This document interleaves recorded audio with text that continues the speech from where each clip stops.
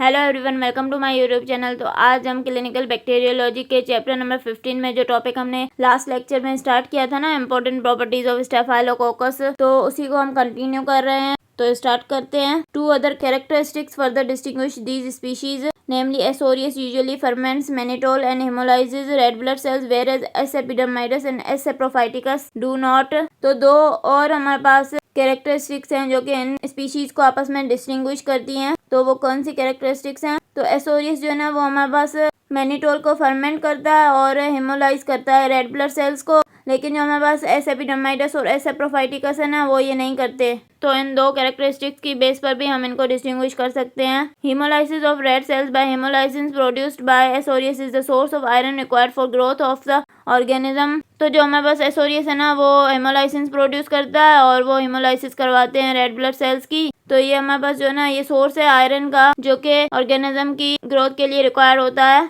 The iron in hemoglobin is recovered by the bacteria and utilized in the synthesis of cytochrome enzymes used to produce energy। तो जो हमारे पास iron होता है ना haemoglobin में, वो रिकवर होता है बैक्टीरिया से और यूटिलाइज होता है साइटोक्रोम एंजाइम्स की सिंथेसिस में, ताकि एनर्जी प्रोड्यूस कर सके।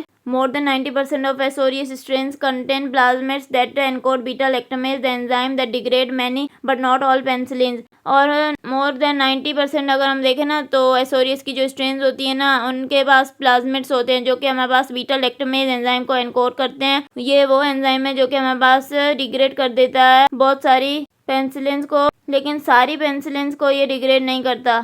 Some strains of S. aureus are resistant to the beta-lactamase resistant penicillin such as methicillin and neficillin by virtue of changes in the penicillin binding proteins PBP in their cell membrane। तो हमने अभी ऊपर पढ़ा ना कि S. aureus के पास plasmids होते हैं जो कि बीटा-लैक्टमेज बनाते हैं। बीटा लैक्टमेज क्या कर देता है? पेनिसिलिन्स को डिग्रेड कर देता है, तो वो अपना काम नहीं कर पाती, लेकिन सारी पेनिसिलिन्स को वो डिग्रेड नहीं कर पाता।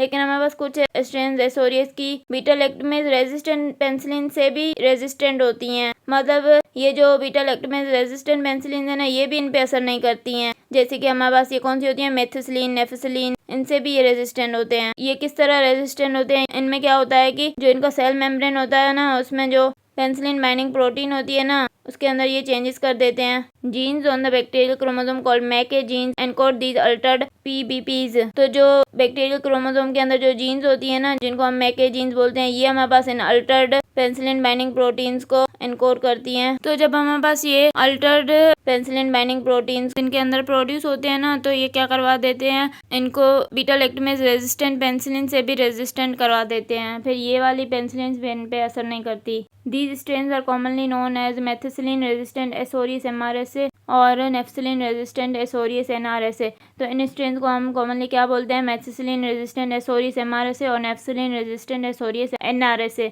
MRSA causes both health care acquired HCA MRSA and community acquired CA-MRSA infections। तो जो हमारे पास MRSA है ना, वो हमारे पास दोनों हेल्थ केयर अक्वायर्ड और कम्युनिटी अक्वायर्ड इन्फेक्शंस करवाता है। MRSA currently accounts for more than 50% of S. aureus strains isolated from hospital patients in the United States।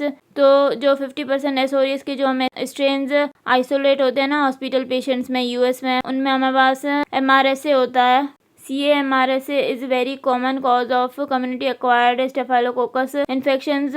तो जो हमारे पास CA-MRSA ना, ये हमारे पास कॉमन कॉज है कम्युनिटी एक्वायर्ड स्टेफाइलोकोकल इन्फेक्शंस का। Almost all strains of CA-MRSA produce PV leukocidin C later, whereas relatively few strains of HCA-MRSA do so। तो जितने भी हमारे पास स्ट्रेन्स है ना CA-MRSA के, ये हमारे पास PV leukocidin को प्रोड्यूस करते हैं। ये बाद में हम देखेंगे। और कुछ स्ट्रेन जो है ना, वो हमारे पास HCA-MRSA के PV leukocidin को प्रोड्यूस करते हैं। The most common strain of MRSA in the United States is the USA 300 strain। तो जो हमारे पास मोस्ट कॉमन स्ट्रेन है ना MRSA का यूनाइटेड स्टेट्स में, वो हमारे पास USA 300 स्ट्रेन है। Strain of S. aureus with intermediate resistance to vancomycin VISA and with full resistance to vancomycin VRSA have also been detected। तो जो हमारे पास स्ट्रेन है ना S. aureus के, जो कि हमारे पास इंटरमीडिएट रेजिस्टेंट है टू वैंकोमाइसिन और फुल रेजिस्टेंट है टू वैंकोमाइसिन, ये भी हमारे पास डिटेक्ट किए गए हैं। The cassette of genes that encodes vancomycin resistance in Asorius is same as that cassette that provides vancomycin resistance in Enterococci।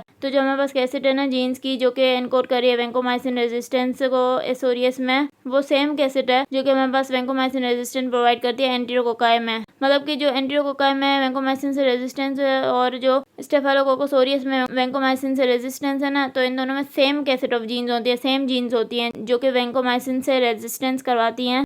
Vancomycin फिर इन पे असर नहीं करती है। These genes are located in a transposon on a plasmid that encode the enzymes that substitute D-lactate for D-alanine in the peptidoglycan। तो ये jeans हमारे पास जो है ना कहाँ पे लोकेटेड होती हैं, प्लाज्मिड में एक ट्रांसपोजोन पे ये लोकेटेड होती हैं और ये एनकोड करती हैं एंजाइम्स को। वो एंजाइम्स क्या करते हैं कि डी-लैक्टेट को डी-एलानिन की जगह पे लगा देते हैं पेप्टाइडोग्लाइकान में। तो ये हमने यहाँ तक पढ़ लिया, बाकी हम नेक्स्ट लेक्चर में कंटिन्यू करेंगे। अगर आपको मेरा लेक्चर पसंद आया तो प्लीज़ मेरे चैनल को सब्सक्राइब करें, लाइक करें और बेल आइकन को प्रेस करें। Thank you.